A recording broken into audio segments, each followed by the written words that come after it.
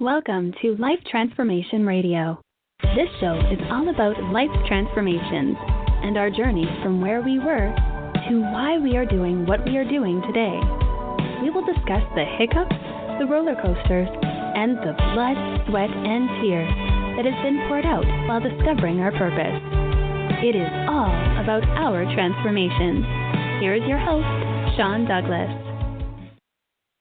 Good morning, good afternoon, and good evening. Welcome to another episode of Life Transformation Radio. I am your host, Master Resilience Implementer, TEDx speaker, business positioning strategist, and international best-selling author, Sean Douglas. This show is currently heard in over 90 countries. So whether it's your first time joining us or you've been listening to us for some time, I want to thank you to those who are listening from around the world. Life Transformation Radio is all about our transformation. Here, we tell the stories of why we're doing what we're doing, highlighting those transformational moments that changed our lives and how we use it to then transform others and elevate their lives as well. You can listen to us live right here on the Blog Talk Radio Network, Tuesday through Friday, 5:30 p.m. Eastern Time. You can also join our Facebook group at Life Transformation Radio Community and never miss an episode by subscribing where you listen to podcasts. Life Transformation Radio can be heard on Apple Podcasts, Stitcher, Spreaker, Spotify, TuneIn, Player FM, Radio Public, Overcast, CastBox, Google Play Music app, which is now Google Podcasts, and we are available on Pandora and soon to be available on Amazon Music. You can also subscribe to our YouTube channel at Life Transformation Radio. On the show, my guests are entrepreneurs, speakers, business owners, coaches, podcasters, authors, amazing people who are impacting everyone around them. And my guest today does exactly that. If you have any questions for any of the guests that I bring on the show during our live broadcast, go ahead and give us a call, 657-383-1109. Again, the number is 657-383-1109. I have a team standing by to field any of your phone calls. So welcome to this amazing episode of Life Transformation Radio on International Podcast Day. And please help me welcome to the show my guest for today, Ever Gonzalez. Ever, welcome to the show, my man. Sean, thanks for having me. I'm so excited. This is we've been talking about this for a little while, and I'm glad to finally be on.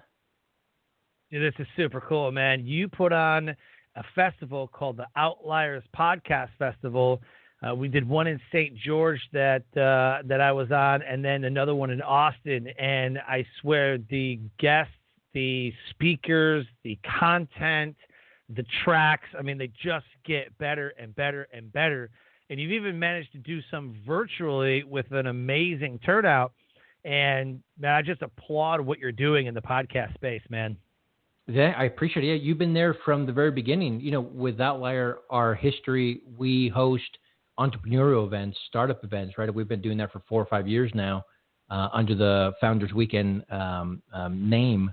But then as I started to get more and more into podcasting, I was like, and we're an events company. Why not put on a podcast festival? And St. George, the one that you attended, was the very first one. And we put it together like in a month.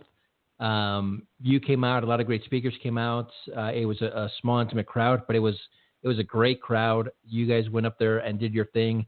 We hung out afterward, right, there in St. George. Yep. We built this friendship, and since then, we've had another 8 or 9 festivals, and they're all over the U.S. We try to do 3 a year.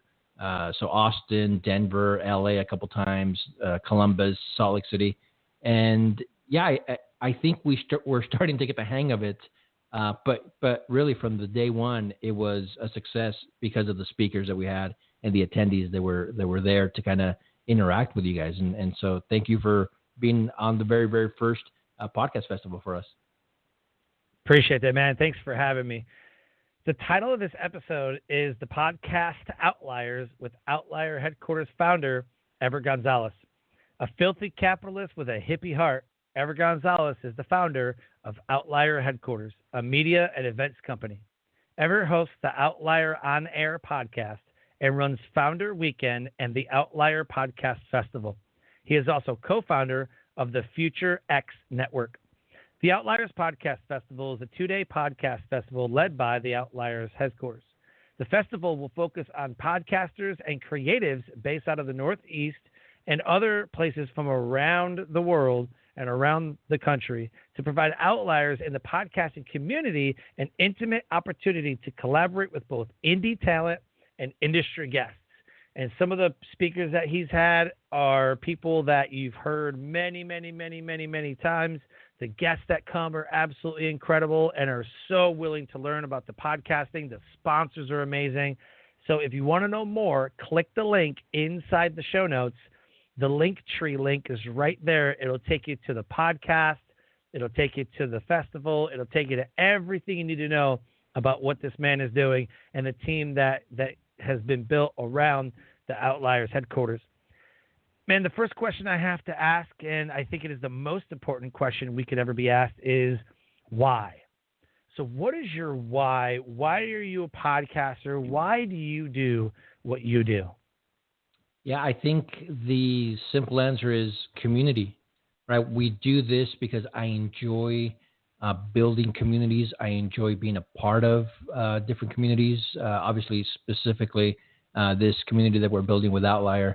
I think that's my why, right? We do events because of it. We have the podcast. I bring a lot of cool people on the show to talk, and with a lot of them, we become good friends, and I invite them to come speak in my events, or we joint venture on a couple of different projects. And so, it's everything I do, whether it's a moneymaker or not. And not everything I do is a moneymaker, right? A lot of things that we do just because we enjoy it, we enjoy the people, is to build a community. And so we're going to continue to do that for as long as we want. And that's why the Filthy Capitalist with a Hippie Heart, that's where that comes from, right? I mean, I want to make money just as much as the next guy, and Outlier is profitable because of the business moves that we've made. But the Hippie Heart comes in where, if you can't afford to come to one of our events, text me, email me, call me, you'll get a pass, right? I don't want somebody sitting on the sidelines not being able to attend one of our events or do something that we're doing because they can't afford, or whatever's going on in their lives at that moment. They can't quite come up with the $50, $500, whatever we're charging for that event. And so, that's a pretty good representation. My wife kind of came up with that name, and I'm like, yeah, that fits. I'm going to use it in my bio. Amazing. And when I saw that, I was like, that's him. Yep. No. It just fits, So, and I like when I was looking at the website, I like where, like you live it. It says, pay what you can. I was like, man, I mean, I thought about it. I'm like, that's pretty smart. Well, some people might pay $5 just because they paid $5, but I mean, that's just amazing to me. When we do our in-person events, right, pre-COVID, we have our hard costs, right? We have to pay for a venue, we have to pay for food, pay for all that good stuff, and so we adjust the ticket price accordingly. But when we started to do these last two events, which were virtual, which cost me like $40, right, for the software to use. So other than that, I'm not paying for a venue, I'm not paying for speakers, I'm not paying for any of this other stuff, and so COVID taking a big hit on entrepreneurs, on these freelancers, basically a lot of our podcasting community, right? Their hours have been cut down, or they've lost jobs, and I'm like, man, this is not a time to go out there and charge for a premium to kind of come to our events. And so, we did pay what you can, $5 increments, right? Started $5, the lowest. We went all the way up to about $100 or so for these virtual events. And we want people to join and participate, and hopefully they can learn something from our speakers that's going to help them grow their businesses, their podcasts, whatever they're there for. And so, it's worked well. And again, it's something that we're going to continue to do with the virtual events until we really feel like everybody's back to normal, if that's ever going to happen, actually. Yeah. What software did you use for the virtual summit? Yeah, we use Zoom. Visually, okay. It wasn't sexy or anything, but it did the job, and it didn't let it down. Right there. Sure. We used StreamYard and a few others in the past, but for our virtual summit with all the speakers that we had and all the attendees from all over the world, I wanted to go with something reliable that I know well. And so, yeah, we did Zoom, and it worked perfectly. Yeah. I just set up all my Zoom live stuff. Apparently I've been paying for Zoom for a while, so I can get over because if you have more than one person on your Zoom, then it's like you only get 45 minutes or 40 minutes, whatever, and it just shuts you off. I use it for a mastermind, and my buddy was like, hey, are you using like Zoom Live or any of that stuff? I'm like, I don't know. It doesn't really give me an option. He's like, you got to go set that up. So I went into my account, and it said, click a button, and I clicked the button. It's like, you can use live now. I'm like, oh my God, I've been using Zoom for months and didn't even know that was a capability. So that's because I go to Facebook and I stream through OBS Studio. I don't use StreamYard or anything else that everybody's using. I use OBS Studio. Oh, really? So I didn't even realize that I was paying for Zoom and didn't even know that the Zoom Live was part of the capability package that I paid for. There's a website. It does. Yeah, I used it a couple times now. I'm like, oh, this is so much easier.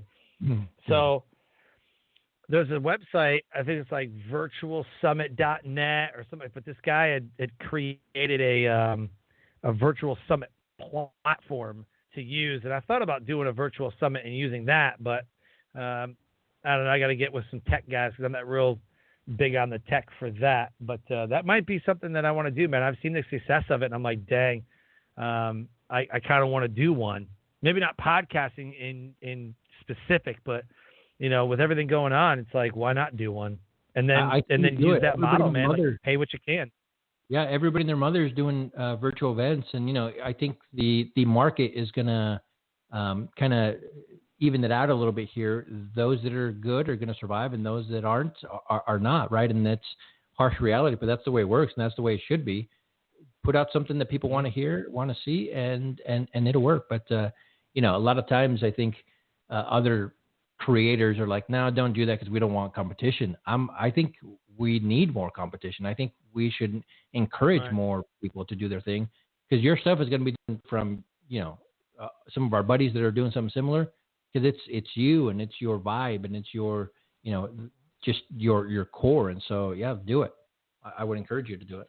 Maybe I'll do like a January one or something, like really plan it out and be like, all right, January 2nd, have something corny like the New Year, New You Summit or something. Like, you know what I mean? Like, there's always these ones that come out right around the first of the year that are like, the New Year, the New You, let's do this. And then everybody gives up by like March. I don't know. I think you know him, Scott Carson. He's here in Austin. He's amazing. Yeah, he's great. And so I was on a show earlier today, and we were actually talking about this. And I keep telling him, we all want huge downloads. We all want a lot of people in our communities. We want a lot of people to kind of interact with us in our shows and stuff. But I'm thinking, man, if I have 50 people that really like my stuff, I would prefer the 50 people that engage and are, really ambassadors to what I'm doing than to have 10,000 people that are like meh about my stuff, right? Because those people that are on my stuff, they're not going to buy my tickets. They're not going to subscribe to my newsletter. They're not going to do these things. So what does it matter? I want a smaller, more intimate, really engaged audience or group or community. And that's what we do through our podcast, through our events, through our newsletters, through everything else that we're doing. And it's been working well. So for you, right, don't worry about getting 500, 1,000, 6,000. Maybe you can, and which is great. But the first people that want to be there, that like you, that know you, are going to be there. Do it. You mean I shouldn't be upset that I didn't get 23,000 people like Tony Robbins did on a Zoom call? Tony, you get the tie. You can pull those kind of numbers. 23,000 people on a Tony Robbins, Unleash the Power Within Summit. I'm like, geez almighty. That's crazy. You had to have a bunch of servers running at the same time. So, I totally agree with you. Have you ever heard Seth Godin talk about his 1,000 true fans? I have, yeah. Yeah, when you were talking about that, I just kept thinking, I'm like, 1,000 true fans. Like, don't worry about tens of thousands of people. Build your following, 1,000 true fans, or 50 or 100 or 500, whatever you think your number is, and then just keep nurturing them and keep serving them, because that's your diehard fans. Those are your audience. Those are the people who absolutely know you, love you, trust you, and that ultimately will turn into something. They'll tell their friends. They'll tell their friends. And you're so right. A lot of podcasters I talk to, like, man, what's a good number to get downloads in like the first week? Yeah, who cares, dude? It has so many different variables, right? It's your niche. It's what you're talking about, right? If we talk about, you and I talk about entrepreneurship and things like that, so that's a bigger base. But if somebody starts a podcast on their love for sodas or whatever, shoes, that's obviously smaller and smaller niches. So it doesn't matter. What matters is how they engage with you. Is where I see it as success, no success. Type of a barrier or what you need to kind of do, right, to figure out whether you're being successful or not. Yep, 100%. And like you said, if you get 100 people, 500 people, whatever, and they absolutely love what you're doing, that's your people. So it's gonna grow. There's people that are like, well, I hit 1,000 downloads in the first month. And I'm like, that's awesome. Like, that's 1,000 people who have listened to your episode, or 5,000 or however many or whatever. Like, yeah, but like this guy, let's call him, Steve or Joe or whoever, launches X podcast, hits number 1 and has 10,000 downloads like in a week. Like, well, is he a celebrity? Does he have a robust marketing plan? Are there bots subscribing to his? Like, I don't know. You just look at the show, and there's shows that they're number 1 in their category, crushing it, millions of downloads, and I can't stand listening to the show. It is so bad. I listen to somebody else, and they're like, I love that show. How do you not like that show? Like, it's so annoying. Like, it's such an annoying show. I can't sit through an episode. It's just like TV. If you sit there and watch Netflix, people are watching Netflix all the time. Oh, I love that show. That show's dumb. Yeah, it's not for everybody, and it's okay, right? Again, we don't need huge downloads. We don't need that stuff. But, kind of going back to what you're talking about, what if you get 1,000 people to listen to your show regularly, right? 1,000 people, that's a lot of people, but it's still not very hard to do, right? You can definitely do that. So 1,000 people, you charge them, I don't know, $20 for whatever, for your newsletter, for a ticket, for a pass to something. That's $20,000. True. How hard would it be to have 1,000 people, whether you're close or not, right? 1,000 people shouldn't be very hard to do. And then charging them $15, $20 for anything, your services, right? Whatever. Again, they could be whatever it is. That's not $20,000, nothing to sneeze at, right? Nothing to laugh at. That's a good number. So people can make money, and it's not just the traditional, I need a sponsor because I have a lot of downloads. I have, I need this and that. No. Whatever you're the best at, offer a type of service for that, or a product, or whatever it is that you want to do, and then offer it. And those that are in your circle, those that really are following everything that you do, are going to buy if you make it appealing enough. And again, you don't need the 20,000. You only need 500. You only need 1,000. We can figure out ways to add value to them by the products and services that we offer. Yeah. You're absolutely 100% right. As a matter of fact, the last 2 podcasts, so something I started towards the end of 2018 and really reeled it out and it just laid it all out there, the full system, build out, everything, was to my brand, the company, the Success Core, is we create, launch, and monetize people's podcasts. And so far, we've launched 9 top-rated podcasts. Nice. And we got 2 more coming out. We just signed on a whole radio network. So that was like a big development in the last couple of days. We signed on a big radio network. And I've got 2 of my own show. My brand new show is coming out. So I'll have 3 podcasts myself. And what I noticed, and so many people want to make money from podcasts. It's the number one thing. I'm noticing monetize your podcast, I mean, people, they have programs, they have, they have books. I mean, everything's about monetize the podcast. And they're teaching some of the people that are like, we got to get these $1,000 sponsors and you got to get this and this and this.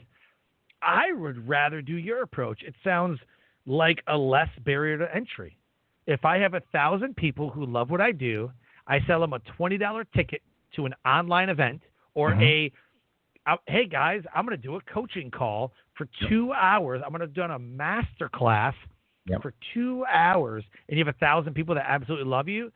Dude, that's $20,000. Like, that's a big deal. The fact that somebody even paid you $20,000, put it this way.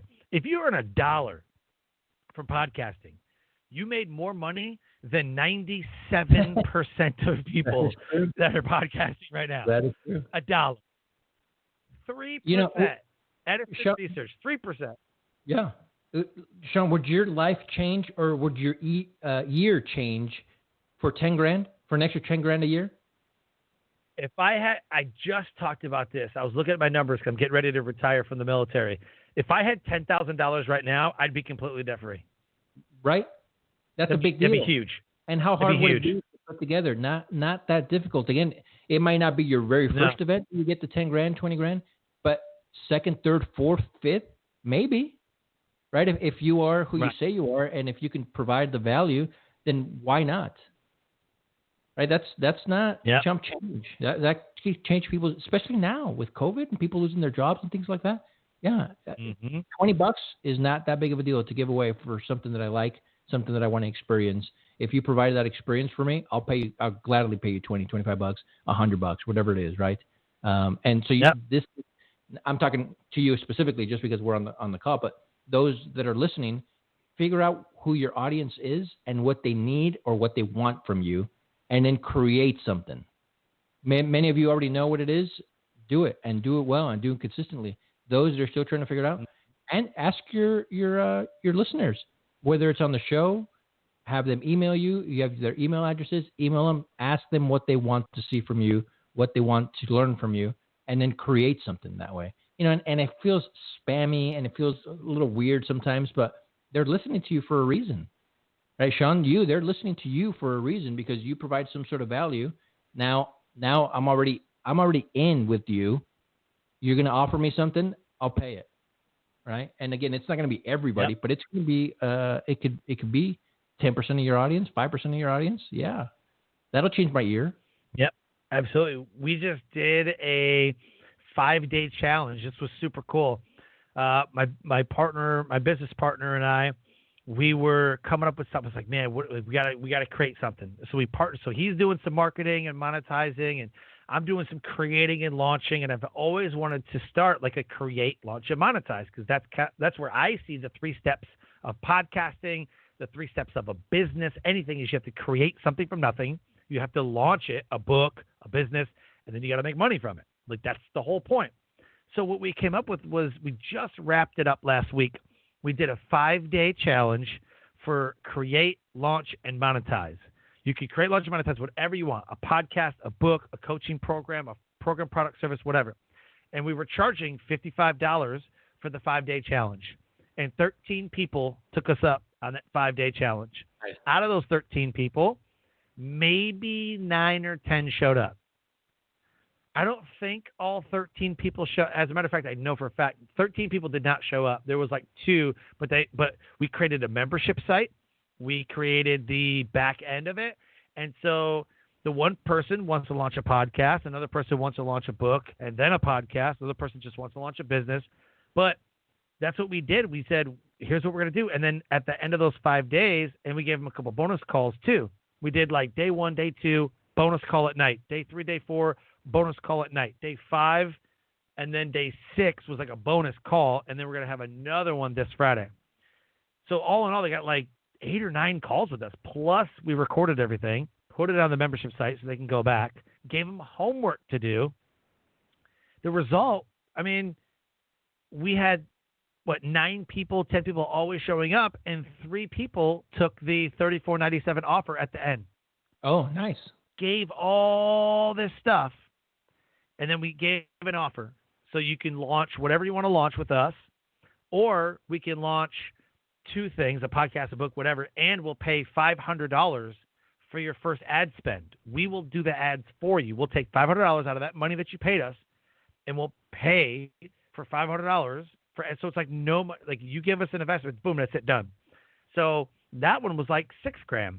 So 3 people took us up on the $34.97 offer. It was absolutely what these people needed. It wasn't like we were selling them bull crap. It was like, dude, this is a book. You've had it in you for a while. Let's do this. Another guy's like, oh, I got a podcast kind of started. I'm like, nah, dude, we'll take it over and do it. So there's people out there that want to do stuff, and it's a great way to get to them. Even if nobody took the offer, it wouldn't matter. We said what we were gonna do was that create, launch, monetize, because that's the steps that I've noticed. Podcasters, there's so many people podcasting now, but we've barely scratched the surface. Yeah, but even all the podcasters that we have out there, how many of them are any good? How many of them can use some coaching, right, some training, right? There's a lot out there. We just have to ask, right? I think when especially right now, right, with this economy the way it is because of COVID and people losing their jobs and things like that, right? They need to ask themselves what they're good at and who would pay them to help whatever, right? To do anything. Make a list. What are your superpowers? What's something that you're really, really good at? And no matter, everybody has something, right? Everybody has something. Now it's just a matter of putting it out there to the world, letting them know that you're there to help. And if done right, people will take you up on it. And this is cool, man. Yep. You started so with the $55 and how many people? That's like what, $700, $1,000 right off the bat? $713. And then you upsell them to some other stuff. And again, it's not spammy. It's not gross. You're offering real value, and people pick you up on it. That's awesome. Yeah. So what the premise was that, hey guys, you could take something from nothing. You can take an existing product, like whatever it is, It just so happened that people were writing books and they were already going to launch a podcast. One person came in and he's like, I have no idea what I want to do. So he worked with them. He's like, well, what do you want to do? And ultimately, want to have a radio show. Like, that's awesome. We should do that. But then working with everybody in a group setting, it was, what do you think this should do? What do you think they should monetize? How do you think that? And some of these people already had podcasts. They just needed to have a podcast that does something and not just get downloaded, but what do they do with that information? With the podcast industry, the way it's going, a lot of it is getting pushed all the time by, quote, coaches and online marketers that launch with us and monetize with us, and you can make money from podcasting. And it's like that seems to be like the hook. We went about it different. You have something that you've wanted to create for a long time. Now is the time. And the whole premise was you create it. We'll show you how to launch it. We'll give you the tools to monetize it. And then at the end, it's like, we'll do it for you and with you. And people were like, we got them jazzed up. They were like, oh my God, I got this book in me. It's going to come out. I got this podcast. It's going to come out. And then, oh no, the challenge is over. No, it's not. Come work with us and we will continue on in what we're doing. And because they saw the value up front of what the coaching was between me and my business partner, they were like, it's a no-brainer. Let's do this. Some people didn't have the money. Some people were like, I don't know. And like, that's fine. Well, we're always going to be here. Email us. So we're creating that relationship. But people were like, let's do this. Oh my gosh, I'm so jazzed up. Let's continue on. So are you going to do more? He was like, ding. Absolutely. Yeah, good. Yeah, absolutely I am. Now it's just a matter of, there were people like, you had success in the beginning with those 10 people or whatever it was. Make it 20 next week. Make it 30. That's perfect. I love hearing those type of things. And then we got testimonials, and then that's going to be a new leg of the business now is create, launch, and monetize. It's already, the website's already built, and we're trademarking it, and like that's going to be the thing. So there's ways, tons of ways to get your message out there. As far as podcasting, it's like it's like listening to the radio. To me, it's like listening to the radio. I'm learning as I'm driving. I haven't listened to the radio, music, whatever, in a very long time. Yeah. Past 2 years, almost 3. For sure, the past 2 years, if I get in a car and I'm driving somewhere, I'm throwing a podcast on. I listen to Joe Polish, I Love Marketing. I listen to your show. I listen to a little bit of Joe Rogan. Sometimes I got to pick and choose who he has on the show to listen to. I listen to Grant Baldwin, the Speaker Lab podcast for speakers. Right. Amazing content. And I listen to Christopher Lochhead. I think Christopher Lochhead's show is probably one of my favorites. Yep. Follow Your Different or Lochhead on Marketing. Either one. It's amazing. They're really absolutely amazing shows. Yeah, and everybody thinks, well, I it's too far into the podcasting scene for me to start my new podcast. Everybody and their mother's doing it, and that's true. There are a lot of people, right, starting new podcasts. Not a lot of them stick around, right? We have like 1 million podcasts out there. Only about 250,000, 300,000 are active. So even then, 250,000, 300,000 sounds like a lot, but it's still the wild, wild west of podcasting right now. And there are no rules, which I love. Do whatever you want. Do a 5-minute show. Right. Do a 5-minute daily show. Do a 3-hour show like Joe wrote. Whatever you want in any topic, just go and do it, and there's going to be an audience for you. Right? Again, if it's done right and if you push it, some people are going to listen. Whether it's 5 people or 5,000 people, it doesn't matter. But they're going to listen. And depending on whether you're making it a business or whether it's just a hobby, right? More power to you. Don't stop because you think that there are too many podcasts already. For sure. I mean, that's huge. And we're approaching about 400,000. It's called PodFade. And Rob Walsh, our friend Rob Walsh, who is the VP of Customer Relations at Libsyn, talks a lot about this. And he says exactly what you just said. If you want to get into podcasting, now's the time. Yes, there's 1 million podcasts. And this year it grew. And I think that's why our industry and our business grew as well, because everybody's sitting at home, jobless, with nothing to do. Well, time to launch a podcast, time to write a book. So they do, and then they're like, oh, man, it's really tough, and it's kind of hard. I'm like, and that's why people pod fade out. Between 7 and 10 episodes, they start pod fading out. And if you haven't uploaded an episode in 90 days, it's considered pod faded. You're pretty much done. You're pod faded out. You're not going to do anymore. Yep. And usually it's around 7 to 10 episodes. And out of those episodes that are the shows that haven't uploaded an episode in about 90 days is almost 400,000 podcasts that are active out of 1 million. So just keep it up, because people are going to quit on it. They're not making money. It's really hard. It's really tough. I'm just going to quit. And then who's left? The people that stick with it. That's how it always works, how business works, how life works. And we know this because of the people that we talk to and all the people that come to our events. They're like, I want to start a podcast and I want to start selling sponsorships so that I can start making money. I have 435 episodes or so. I don't have any sponsors on my show. We make money because of the podcast, not on the podcast, right? So we don't have sponsors that have to read their thing. But we are making money because on our shows, we talk about our events coming up. We sell our own services and products on my show. That's my marketing arm for Outlier, which is fantastic. Yep. It gets into a lot of people's earbuds, car. They're playing in their car when they're working out, whatever it is, in their kitchen, and they come to us and they find us, and it's been great. So yeah, I think pushing it and starting it, low barrier of entry, so anybody can do it. But if you stick with it, knowing that it's not going to make you money right away, you have a good shot at making it happen. 100%. I absolutely agree. I think I'll probably do maybe 4 or 5 podcasts, I think. And then I'll be done, because then it just gets really kind of out of hand. But the 2 that I'm starting now are going to be with co-hosts, so we can kind of share responsibility. But I would love to do a show. Be a host on a few more podcasts?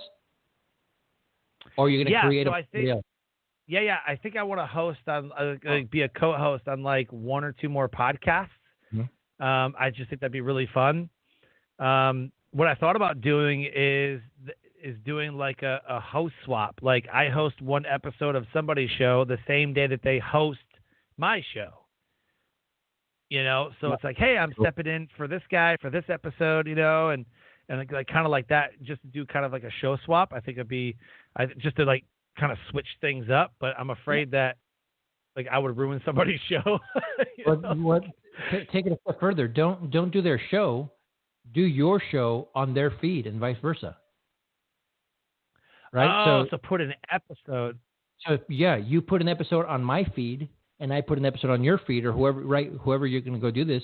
And so people that are tuning into my show on a regular basis are going to have are going to be exposed to you and your show, right? So find somebody that has a similar show or a similar audience, and do a swap like that. Mm-hmm. That's the way to do it. Oh, that's a good idea. That way you don't have to worry about calling it somebody else. Hey, I'm taking over for Outlier On Air, and then you screw it up, or vice versa. And that way you don't have to worry. You do your show, which and you're doing well. Just do an episode swap. Oh, that's okay. Yeah, that's very cool. That's a great way too. And if somebody really wanted to, like I've paid other podcasters for me to advertise on their show. I just have a 20 to 30 second commercial. Like, hey, come listen to Life Transformation Radio. Come, whatever. And I'll pay somebody, a couple $100, and they're like, yeah, I'll run it. Like, yeah, absolutely, I'll run it. Or I'm like, hey, let's do a swap. Like, you advertise on mine for 20, 30 seconds. I advertise on yours. Send me an audio file, and I'll play it, in the beginning of the show. It was like a pre-roll. And like, that's a great idea. So, I mean, guys, to do it, are you measuring? Are you looking at the numbers? Can you see how many people are coming over because of that ad? Yeah. Good. Yep. Yeah. The last one we ran, we actually got as far as numbers, like spikes to the show. We ran one on another show that kind of had a similar audience, and we average close to, if not over, like 1,000 downloads, listens, whatever. I don't know. It just depends. So that's kind of like what we do, like an episode. Sometimes it's a lot. Like if I know that, like I say, I go to PodFest, I go to your event, I'm like, hey, I'm speaking here. Every one of those attendees have listened to my show. I'll get, 2,000, 3,000, like listens and downloads and stuff. So I'm spread out across Spreaker. Like I have my show hosted on Spreaker. That gives me another analytic. Blog Talk Radio gives me analytics. Like when I run the commercial, there's like a big uptick, and the last one was about 400 more than what was like our average. Very cool. I'm like, oh, that's cool, and it consistently was like for 3 or 4 days after that. He's like, okay, the episode's live. I'm like, okay, let me track, and I just looked at our average numbers, and boom, it like spiked a couple 400, 500, 500. I was like, holy cow. So, I mean, it works. It absolutely works. You can do that. Yeah, so now the next move for you or people that are doing this, that are doing it similar to what you're doing, now it's just a matter of retaining those new listeners, right? Mm-hmm. Spikes here and there are awesome, but yeah, being able to keep them is where the real growth is. Oh, yeah. Yeah. So where do you see the podcast industry going from 2021 and beyond? Yeah, I think that it's going to be taken over. It's already being taken over by big money, big companies, right? Hollywood studios, some of these other well-funded companies, production companies, and they're going to do their thing, and they're going to produce awesome shows, and they're going to produce what I call the like the Avengers type of movies, right? Where everybody loves them, but they're going to make so many of them that it's going to start to fade. But I think the indie podcaster doing his thing in his closet, in his basement, is always going to be there. And when all of the shine wears off of the podcasting industry, right, where all this money is going to come in, a lot of companies are going to make a lot of money, which is going to be great in the next 5, 6, 7 years or so, 10 years even. The indie podcaster is still going to be here after that fades, I think, for sure. Yep. And so I'm not too, a lot of these guys, especially in our community, they're like, we don't want big money coming in here, kind of taking over. We don't want celebrity podcasts anymore. Those are well funded, and nobody's listening to my show. I'm like, yeah, that's not cool, but good for them, whatever they want to do. But at the end of the day, those are going to fade, in my opinion, and then it's going to be the indie podcaster still doing amazing work in their basement that is going to be here for the long haul. Yep, I could definitely see that. There's been guys that have been podcasting since 2008, 2012, 2015. I started in 2017, and those guys are still around. They're still doing their thing, and they still 1,000 episodes. So, and you may not have doing it forever. Numbers, they have a loyal following, which is great, right? I mean, we see these hot shots come in, and their first month of podcasting, they're bringing in a ton of downloads and things. Good for them, but it's not going to last. They move on to other things. They do other things. They fade away, or it wasn't really worth all the hype, and then people start doing something else. But it's those quiet ones, right? For us, we take pride in finding those outliers in podcasting, right? Mm-hmm. Not huge names. They're doing cool stuff. And so those are the people that we like to use our platform on and help them, get a little bit of exposure, as much exposure as we can possibly have with Outlier. We like to give them a platform to kind of talk about who they are and their shows and why people need to listen. We've had so much fun and a lot of success being able to kind of introduce a lot of these shows to our community, and we're going to continue to do that. Right at our events. Not that we're reaching out and trying to get these guys, and I guess not that I would turn them away either, but I'm not going to get the Joe Rogans and some of these other big names in podcasting. Right. Again, if they came to me and said, hey, we want to be there, we would take them, obviously. But we take pride in finding those that are doing cool stuff that nobody really knows about yet, or have a smaller following, because I think that's where, for us anyway, that's where the magic happens, right? We'll leave podcast movement and Podfest, know those guys, love those guys, they're doing amazing work. I'll leave it up to them to bring in those big names. For us, we're trying to take a different approach, and it's working for us. Oh yeah. Everybody wants to be heard in some capacity, and some people that I met at your event don't really want to go to a 6,000 person event or even a 1,000 person event. They want to hang out with their tribe. And I think that podcasters in the past couple of years have figured out that if I hang out with my tribe, if I figure out what everybody, it's like the shows, it's like Netflix kind of set the bar for streaming and building communities.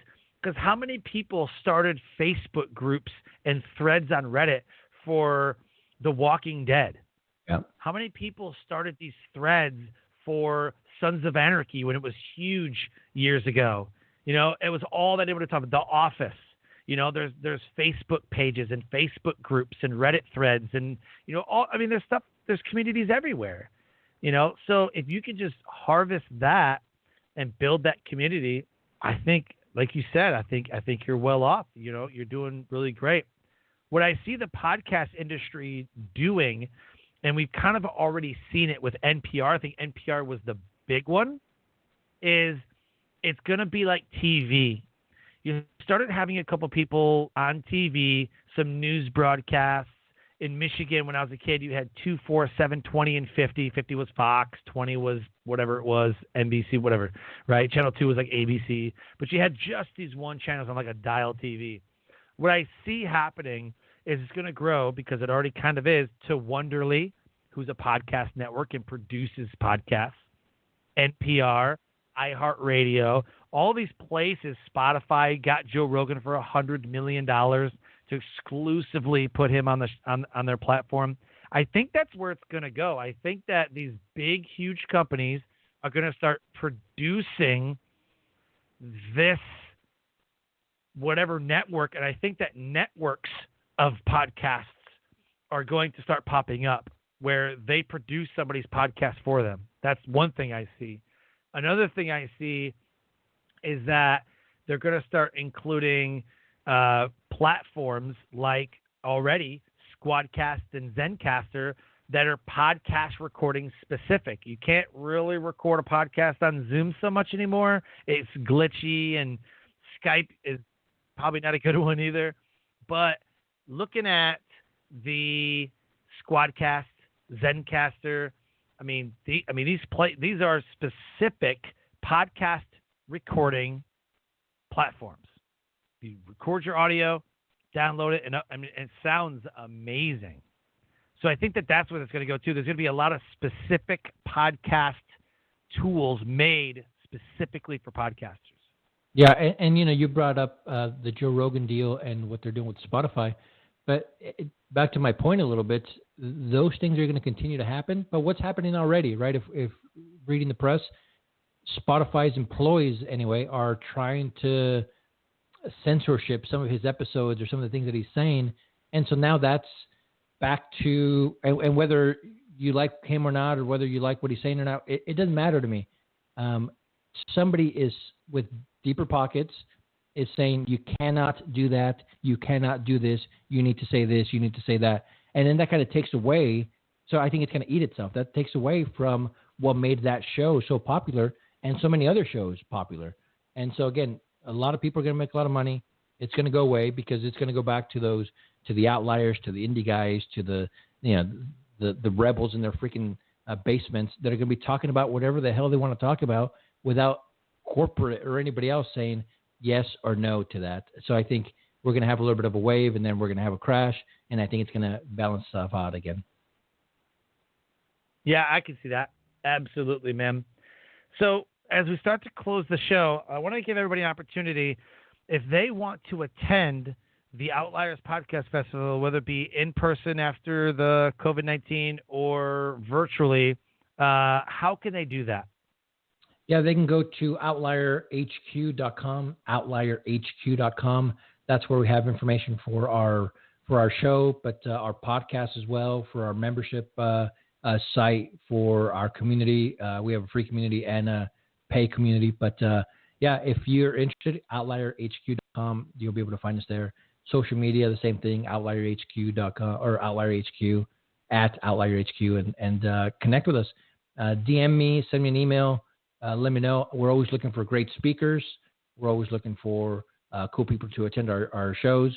And we like to kind of, even with on our show, on our podcast, and some of the articles that we write, we want to highlight cool people doing cool things in their basement. So if that's you, reach out to us. Love it. Love it, man.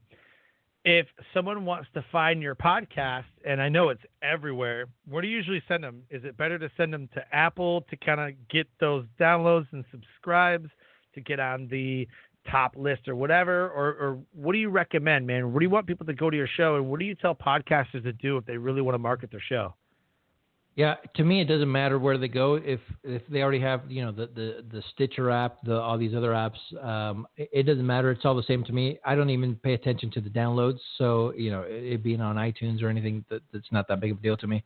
So go wherever you want. But as far as marketing your show, tell everybody in the world what you're doing.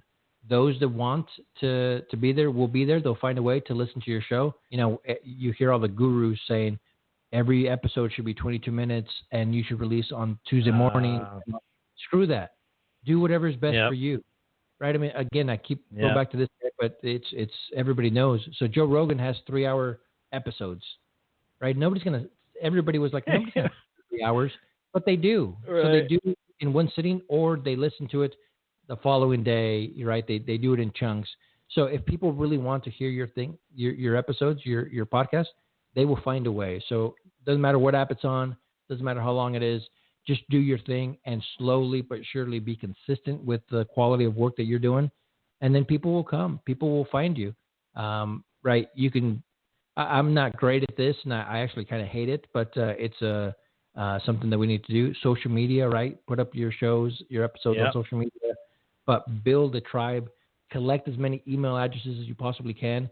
Because one day Mark Zuckerberg is going to say, you know what, we're going to do away with Facebook groups. We're going to do away with, the algorithm that's there. And so it's going to make it harder and harder. So don't build your show. Don't build your platform, your business on somebody else's platform. It's going to go away. Instagram, all this stuff, they're going to change their ways, and you're going to be left without an audience. So they say email is dead. Not in my experience. Collect as many emails as you Right. possibly can, because now it's you and them. There isn't a third party involved, and you can use that as much as you want. You can engage with them as much as you want. So that's what I would recommend. Yeah, slow but steady, and collect as many emails as you possibly can. And attend these events. If you're a podcaster, attend events. Get to know who the players are in your industry. Get to know what people are doing, and collaborate and, share information. I mean, it's not I think the podcast community is very different than business community where it's cutthroat. Podcasters are like, oh, well, here's what we do and here's how we do this. And yeah, if you need any help, please let me know. Whereas business is like, oh no, if you want to know that stuff, I have to get charged and I don't teach for free. And, I think podcasters are really open to, and the ones that I met are like, yeah, like, what do you need? Like, oh, here's how I market it. Here's what I do. And if you do it that way, I think you'd be okay. So they're really willing to help. And that's what I love about the creative atmosphere that podcasts have really, the culture of podcast is at, man. So love it. Loved having you on the show, man. Long overdue. And I just wish you the best for the rest of 2020. Can't wait to attend another one of your events. It is absolutely incredible. So with that, man, what's the message you want to leave the listeners today as we close the show? Oh, great question. I would tell them to play to their strengths, right? Whatever your strengths are, double down on those. Hire somebody else to work on your social media, on your editing, whatever it is that you're not good at, don't want to be good at. You can find somebody else to do it, or you can just do it. But whatever your strength is, double down on that, get even better, because that's going to be why people are going to be attracted to you. Whatever it is, figure out what it is, and then double down. Dude, you're an absolute rock star, and I just, again, wish you the best for 2020. Your show was awesome. The community, the climate, the atmosphere that you created at the Outliers Podcast Festival, both times I was there, was second to none, man. I had a blast each time, and I can't wait to come back to another one. Well, you're always invited on our stage, whether it's a physical stage or a virtual stage. You're more than welcome to come. Right? You were there the first one, and we want you back. So I think you're doing an amazing job with your show and the other stuff that you're doing. Let's do it. 2021. Thank you, man. Yeah, man. Thank you so much, brother. Everybody listening right now, stop what you're doing. Click the link inside the show notes, the Linktree link for the Outliers headquarters. Go subscribe to his show, Outlier On Air. Attend a Outliers Podcast Festival. If you even think about ever wanting to be a guest on a podcast, to host a podcast, to co-host, create it, go to these events. I promise you the level of content that's there is absolutely mind-blowing. You're going to learn a lot, and he creates an amazing, amazing atmosphere. Again, go to the Linktree link in the show notes. Subscribe to Ever Gonzalez's show. Subscribe to Life Transformation Radio. As we close, I always say, live your brand. Find opportunities every day to live out the core values that you hold deep in your heart. And I call this living your brand. So until next episode, live a great life.